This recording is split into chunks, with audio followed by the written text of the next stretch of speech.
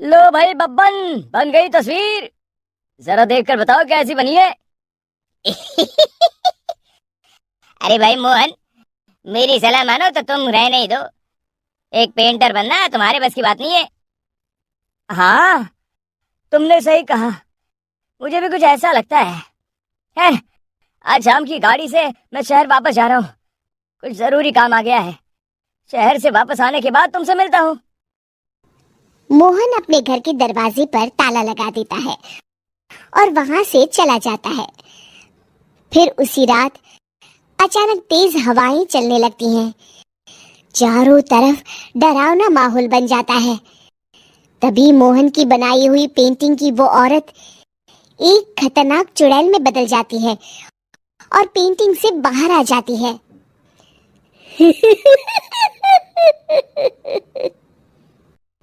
चुड़ैल घर के बाहर चली जाती है। वहीं दूसरी तरफ दो चोर लाला सुखीराम के घर से चोरी करके भाग रहे होते हैं। दोनों भागते भागते गांव के चौराहे के पास पहुंच जाते हैं। तभी अचानक वो चुड़ैल उन दोनों के सामने आ जाती है।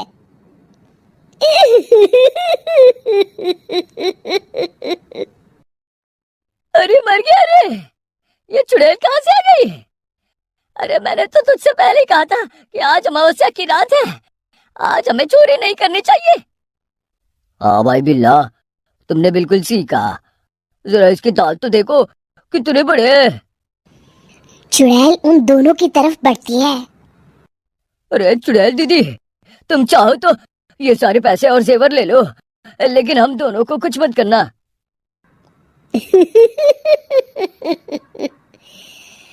पैसे और जेवर के लालच में तुम इंसान बिकते हो, हम चुड़ैल नहीं।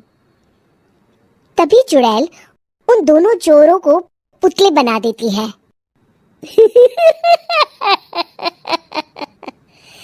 मैं किसी को नहीं छोड़ूंगी। अब कोई मुझसे नहीं बच सकता।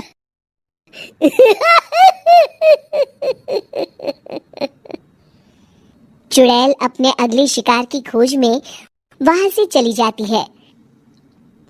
गांव की दूसरी ओर जाने पर चुड़ैल को हरिया, बिरजू और बब्बन दिखाई देते हैं।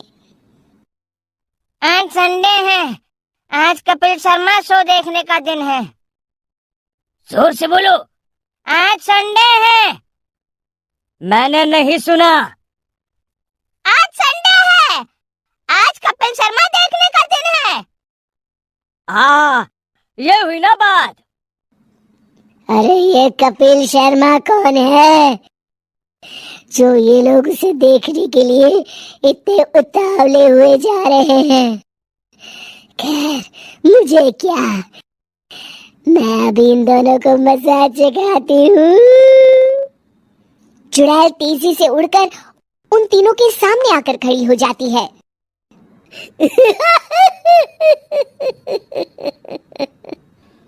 कपिल शर्मा शो बाद में देखना, पहले मुझे देख लो। बब्बन चुड़ैल को देखते ही पहचान जाता है।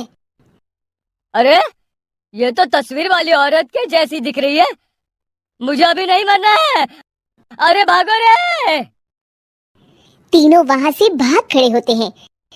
बब्बन तो किसी तरह अपनी जान बचाकर वहां से भाग जाता है, लेकिन हरिया और बिरजू को चुड़ैल पकड़ लेती है और उन्हें पुतला बना देती है। फिर चुड़ैल बब्बन को पकड़ने के लिए उसका पीछा करती है, लेकिन बब्बन उसे कहीं नहीं दिखाई देता। अरे वो मोटा तो बड़ा तेज भागता है, शायद उस तरफ गया होगा। बब्बन एक दीवार के पीछे छुपकर बैठ जाता है और चुड़ैल उसके सामने से आगे निकल जाती है। बाल बाल बच गया। अगली सुबह बब्बन सभी गांव वालों को सारी बात बता देता है। फिर उस चुड़ैल के डर से रोज शाम होते ही पूरे गांव में सन्नाटा छा जाता था और कोई भी अपने घर के बाहर नहीं निकलता था। अरे ये क्या हो गया, इतनी देर से घूम रही हूँ, अभी तक एक भी आदमी नहीं मिला। अरे कहाँ मर गए सबके सब? चुड़ैल वहां से चली जाती है, इस तरह कुछ दिन बीत जाते हैं। फिर एक दिन मोहन गांव वापस आता है। बब्बन उसे बताता है कि उसकी बनाई तस्वीर से एक चुड़ैल बाहर आ गई है।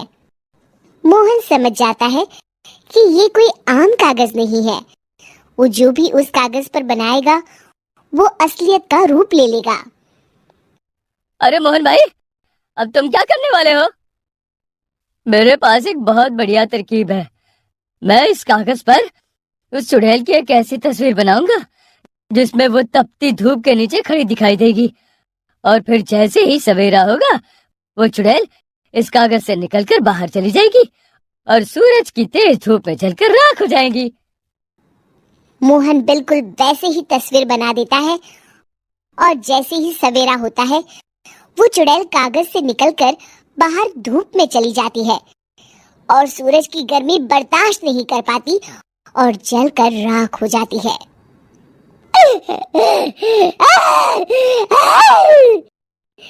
ये मुझे क्या हो रहा है? मैं सूरज की रोशनी बर्दाश्त नहीं कर सकती। मेरा पूरा शरीर जल रहा है। और इस तरह चुड़ैल के जलते ही पुतले बने सभी लोग पहले की तरह इंसान बन जाते हैं।